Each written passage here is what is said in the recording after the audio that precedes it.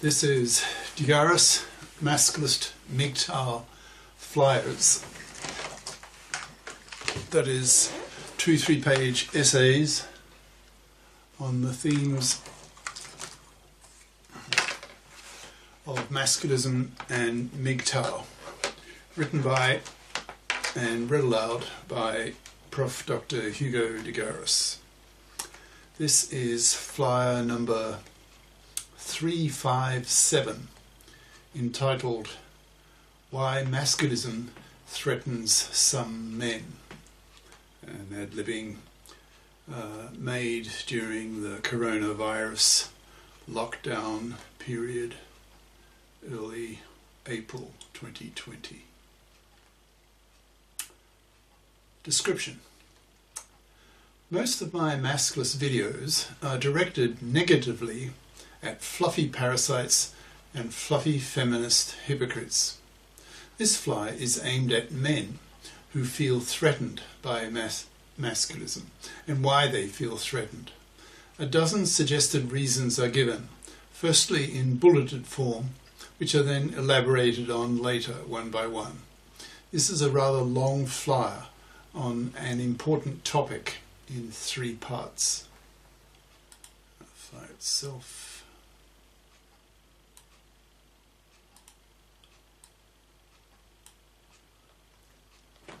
Why Masculism Threatens Some Men, by Prof. Dr. Hugo de Garis. Email profhugodegaris@yahoo.com. Website profhugodegaris.wordpress.com.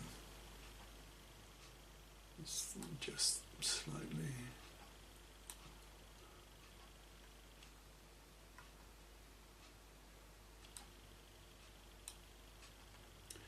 In most of my masculist flyers, I'm lashing out at fluffy parasites and fluffy feminist hypocrites, that is, at certain categories of women, in brackets, although not all women. As a masculist, I want to see women become nutritive FIPs, that's financially independent persons, who have emo, that's equal moral obligations, attitudes, that is, they feel strongly morally obliged to be FIPs. Emo FIP women I like. Emo FIP sage, that is intellectual women, I like even more, because I can admire them, which is something I can't do for the large majority of women. Close brackets. This fly is a bit different because it focuses on men who are opposed to masculism and hence are a problem for the masculists. I've had personal experience with such male opposition to masculism, which I will now mention briefly to illustrate the idea that it's not only women who feel threatened by masculism. When I first returned to Oz, that's slang for Australia, in August of 2018, after having grown up in the country and then having lived half a century in 6 other countries, and having made some 250 videos on masculist themes, in brackets, in China, my 7th country, where I lived for 12 years, one of the first things I did was try to persuade the sole male editor of the Melbourne University student magazine to publish a masculist article I wrote. I came up against a brick wall. He was the only male member of the editorial team of 4 people, the other 3 being female, and all 4 feminists, making the male a male feminist who knew nothing of masculism. His reaction to masculist ideas was one of incredulity, incomprehension, bafflement. He didn't know what to make of masculist ideas, I felt. Some months later, a Chinese friend of mine, a PhD, was head of a discussion group who arranged for me to give a talk on masculism. I wrote an introduction to that talk, which then stirred up a hornet's nest. Several women complained that masculism attacked women, so that the male white knights on the group's committee then banned me from talking. In their eyes, they were protecting the women. Thank God for the internet, so I'm able to reach thousands of people around the world with my masculist flyers, but not the groups I'm trying to penetrate. So, as said above, women are not the only opponents to masculism.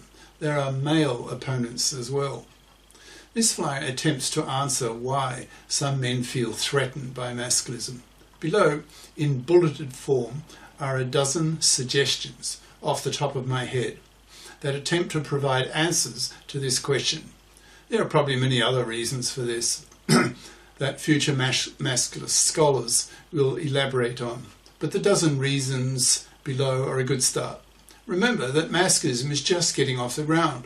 Masculism is today, that's 2020, where feminism, that's second wave feminism, which was about the struggle to give women equal pay for equal work, equal opportunities to enter the professions, the MARA, that's maternity rejection right, aka, in other words, also known as abortion right, fault-free divorce, that was such a disaster for men, etc., was in the late 1960s, when small groups of women raised their feminist consciousnesses by relating their experiences to each other. Today we have the internet, so masculist consciousness-raising groups are the size of the planet, but very diluted.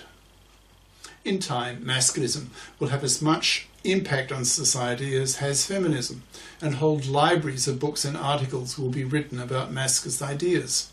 Since it is early days in the history of masculist ideas, it is the low-hanging fruit that is first picked because it is the most accessible. But later, less pioneering scholars will return to the early themes of the masculists and elaborate at length on them. So here are my dozen reasons why some men feel threatened by masculism. I list them first in bulleted form, then elaborate on them later, one by one. 1. Masculism is too new for conservative minds. 2. If a man criticises women, he won't get any sex. 3. Men have had a lifelong white knight brainwashing. 4. There's a taboo on men against criticising women. 5. Men's existential fear of, quote, what will I do with my life? 6. If I criticise women, the feminists will attack me. 7. Men are zombied by the male frontal lobe switch off. 8. Male feminists are monoconscious ignorami. 9. Men feel ideologically powerless without masculism. 10. Masculism will impact negatively on population size. 11. Masculism will impact negatively on the economy. 12. Masculism will immiserate women. I now elaborate on each suggested answer. 1. Masculism is too new for conservative minds. The pioneers of masculist thinking are in the tiny minority of the population. They are intellectually adventurous, willing to take intellectual risks, thinking way outside the box. So not surprisingly, most people, including most men, are shocked at the newness of masculist ideas. You have probably heard of the expression, first they ignore you, then they ridicule you, then they attack you, then you win. Feminism was like that in the 60s, when the first feminists, that's second wave feminists, were intellectuals and students. Most women then were housewives who thought feminism was fringy and ignorable. A similar situation is now occurring with masculism. Masculist theorists today are largely intellectuals, that's sages, whose ideas are too radical for average men to readily absorb. So most average Joes simply reject masculist ideas as too fringy, too radical, not to be taken seriously. It will take time for masculist ideas to spread across the culture. Look how long it took for second wave feminist ideas to become mainstream. That is, about half a century. In the 60s, feminism was confined largely to students and the odd female intellectual, sage, crying in the wilderness, in books that they wrote on feminist ideas. Half a century later, these ideas are now mainstream, even in working class women who haven't read such books in their life. It will take time for masculinist ideas to spread, which is why masculinist sages like me put our masculinist ideas on the internet, which is the modern grapevine, to help spread them to a broader public. 2. If a man criticises women, he won't get any sex. A lot of men, when exposed to masculinist ideas for the first time, feel a largely unconscious fear that if they criticise women, then women who have monopoly control of access to their vaginas will punish such men by denying them from getting any sex. That is, these men will be forced to be sexless, and that prospect terrifies most men, since men are powerfully motivated to penis women due to millions of years of evolution that rewarded men who impregnated women. Women have always had the power of reproduction over men. It's always the woman who decides which man gets to ejaculate in her. Women know this intuitively, which is one of the major reasons why young women in the sexual prime of their lives, oozing nubile sexuality, are so unconsciously arrogant with men, dismissing most men as too inferior to be the mother of my kids. Men know this and are forced to be nice to women, or women will turn off the sex tap. So for several million years, men have learned to be nice to women, giving women what they want in order to try to persuade women to let men penis them. The most attractive men, that is, the most handsome, sex-exploitable, wealthy men, have less problem with this, since women are hypogamous, that is, wanting to mate up to obtain the superior DNA from a superior man for her kids, so that her kids have superior DNA than she does. But for the majority of men, it's a constant struggle trying to persuade women to open their cunts. So, if a man starts hurling masculinist insults at fluffy parasites and fluffy feminist hypocrites, he will obviously not get any sex from such women. That is simply the price that masculists pay for attacking such categories of women. This price is too high for most men who fear the idea of not getting any sex. This fear is probably felt at both the conscious reasoned level and very probably at the deep unconscious level, because as Freud showed us, life is all about sex. It's what drives us. In Darwinian terms, nothing matters if you don't reproduce your genes. This fear of female sexual rejection is probably one of the most powerful reasons why many men reject masculism. They may agree with many of the masculinist ideas, especially the financial massacring of men in the hated, fluffy feminist hypocrite-dominated divorce courts. But when faced with the prospect of getting their dicks wet, they bow down to women so that women will open their cunts. To overcome this fear, the ecology of sex will need to change. Fortunately, the type of men that women most want to mate with, that is, the alphas, that is, men who are tall, strong, fit, healthy, handsome, rich, powerful, etc., are the first to go masculist and MGTOW due to their superior intelligence. As the proportion of men who go masculist and MGTOW increases, that will put growing pressure on women to accept masculist criticism of them. And as masculist criticism of women becomes truly vicious, women will be forced to listen or be harangued out of the room. 3. Men have had a lifelong white knight brainwashing.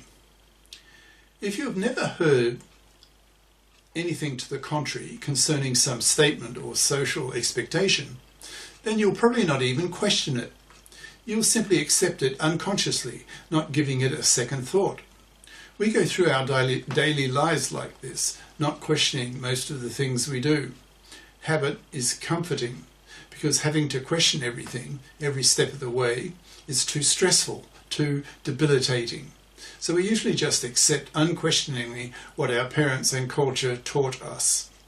Traditionally, our culture, and certainly our mothers, taught us that it is the role of young men to be white knights to women. Traditional fathers say to their sons, "You'll be the man of the house while I'm away, so take care of your mother and sisters." Men are pumped full of this unconscious, unquestioned brainwashing all their lives. So when they hear masculinist ideas for the first time, it usually evokes a reaction of cognitive dissonance. That is, the extremely uncomfortable feeling of having one's core beliefs challenged. If you've grown up as a man expecting to white knight for women, to come to the aid of the damsel in distress, then hearing masculists attack fluffies and fluffy feminists must be extremely disconcerting, threatening, contradicting your lifelong brainwashing. It would be like going up to a priest and telling him, "Hey, Mr. Priest, there's no God. You've wasted your whole life." Of course, the priest is not going to accept that statement, because if he did, he would be existentially and psychologically shattered, destroyed psychically. If you destroy the mind, you destroy the life. Many men, especially the more conservative of men, or those who have been powerfully brainwashed to be white knights to women, feel profoundly threatened by masculinist ideas, since these ideas run so counter to their lifelong held beliefs. It will take time for such men to stew on masculinist ideas and come to terms with them. This is the end of part 1.